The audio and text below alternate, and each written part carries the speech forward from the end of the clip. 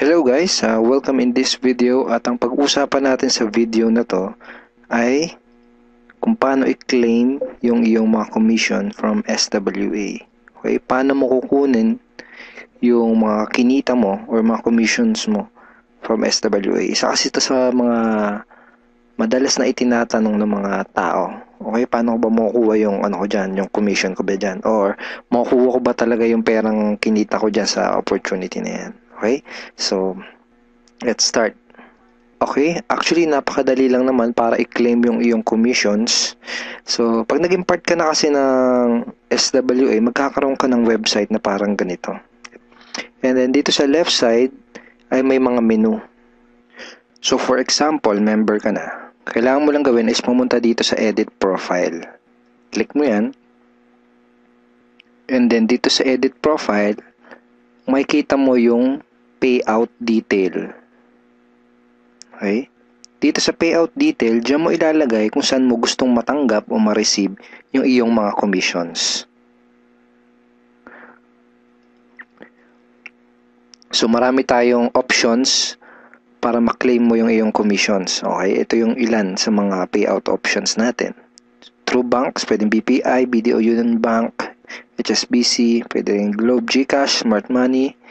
And kung wala ka pang bank account and kung ayaw mo din ng GCash, ayaw mo din sa Smart Money, pwede mo kunin yung commissions mo through LBC and Western Union. So, very flexible.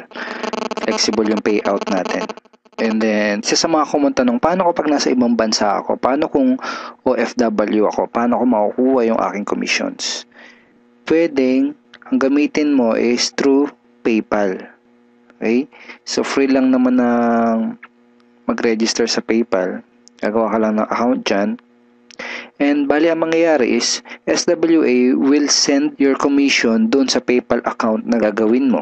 And then, pag yung commission mo is nasa PayPal na, pwede mo nang i-transfer yung pera mo from PayPal papunta doon sa bank account mo. Most of the banks ngayon ay meron na silang online banking and PayPal linking. Okay? For example, is Union Bank and BDO.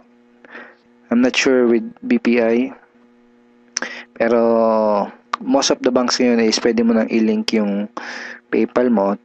Ibig sabihin, kapag yun nakatanggap mo na yung money mo from PayPal, pwede mo na i-transfer yun papunta sa yung Union Bank and BDO.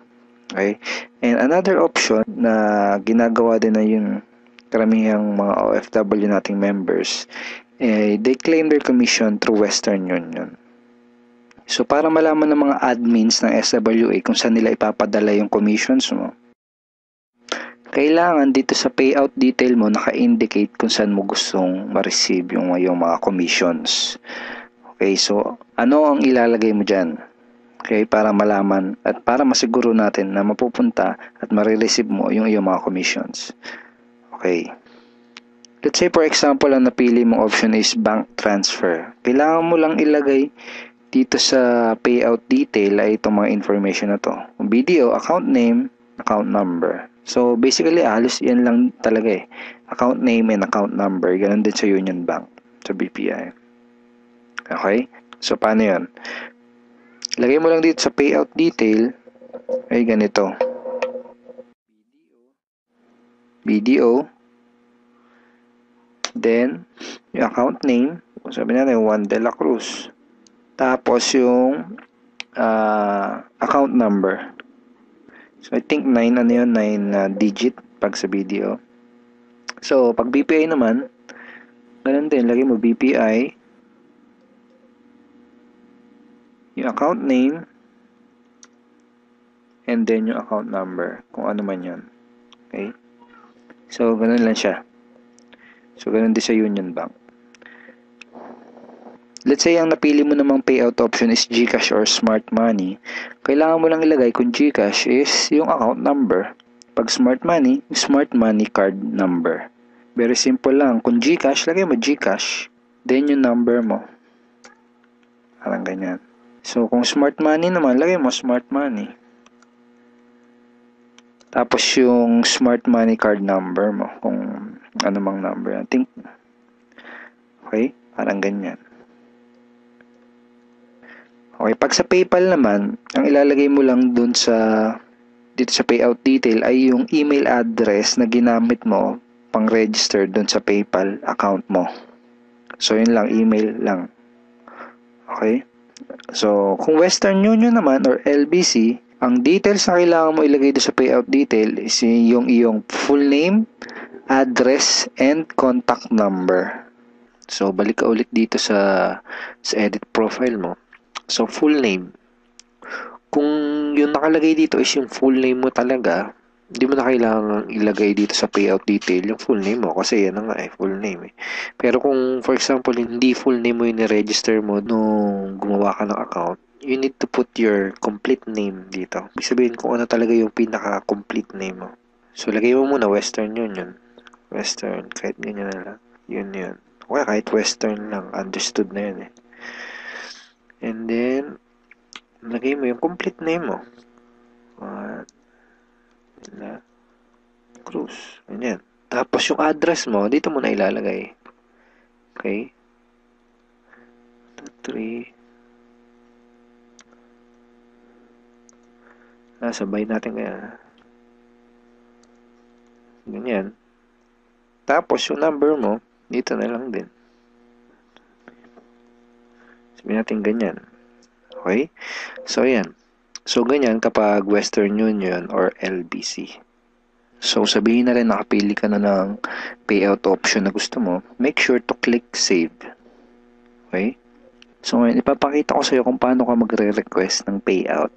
Okay? So, dito ulit sa menu, punta ka lang dito sa e-wallet.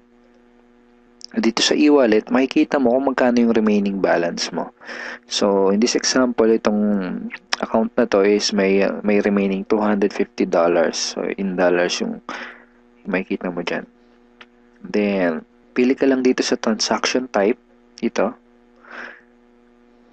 Piliin mo yung payout request. Okay? So, tapos, i-indicate mo dito sa desired amount, kung magkano yung gusto mong i-request for payout. Lagay mo dyan kung magkano yung gusto mong ipadala dun sa bank account mo or dun sa GCash mo. Okay? So, pwedeng $100 kung gusto mo $100 lang. So, pwedeng $20 kung gusto mo $20 lang. Okay? Pwedeng gusto mo lahat, pwede din. Hindi kailangan na may iwan dito. So, pwede maging 0 yung balance mo dyan. So, pag nakapag-decide ka na, just click submit. Then, makikita mo na okay na yun kapag lumabas na dito sa remarks. And that's it. Marireceive na ng admin yung request mo. Then, matatanggap mo na yung yung commissions mo. So, kapag through PayPal yung payout na pinili mo, usually within 24 to 48 hours bago mo ma-receive yung payout. Kapag money transfer naman, kapag through bank, up to 5 working days bago mo matanggap. So, in my personal experience, every time na magre-request ako, sa pangatlong araw, nare-receive ko na kaagad. Pero, yan, up to 5 days na talaga makukuha mo na at matatanggap mo na yung iyong commission. Pag GCash and Smart Money naman, medyo mas mabilis. Okay? So, thank you so much for watching this video. This is Edward Reformina. And kung hindi ka pa part ng Team Unstoppable Internet Entrepreneurs, at kung hindi ka pa part ng SWA, I'm personally inviting you to become part of this team and this online opportunity now. Kontakin mo kaagad yung taong nag-introduce sa'yo ng business na to. Because me personally and the rest of the team is very willing to help and guide you in this opportunity. We are very willing to help you get the result na gusto mong makuha.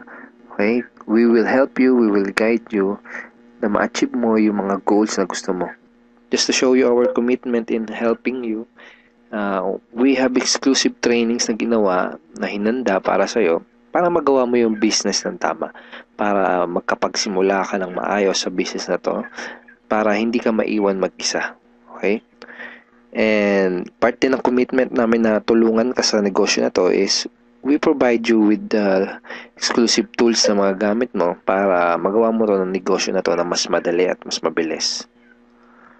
Alright, so once again, kontakin mo kagad yung taong nag-introduce sa'yo ng ng opportunity na to, and make sure na he's part of Team Unstoppable Internet Entrepreneurs, because itong mga tools na pinakita ko sa iyo are exclusive to our team only. So again, thank you so much for watching this video, and God bless you, and bye-bye.